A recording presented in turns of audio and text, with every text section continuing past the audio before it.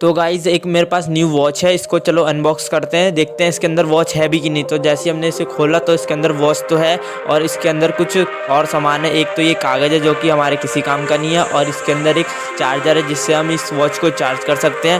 फिर इसके बाद देखते हैं, इसकी पन्नी हमने निकाल दिया, फिर इसको चला के देखते हैं कि चलता भी है कि नहीं। तो जैसे हमने इसे ऑन करा तो यस गाइज़ ये चल तो रहा है। अब आपको इसके लिए लाइक शेयर सब्सक्राइब करना है, और हाँ, इस चैनल के नीचे एक वीडियो का लिंक है, उस पर क्लिक करो और जाके वो वीडियो देखो। उस वीडियो पे मेरा एज रिस्ट्रिक्शन आ गया है, इस वजह से वीडियो चली नहीं। प्लीज़ से जाके देख लो एंड लाइक शेयर सब्सक्राइब कर देना, प्लीज़ प्लीज़ प्लीज़। तो गाइस आप कमेंट करके बताओ ये वॉच मेरे हाथ में कैसी लग रही है।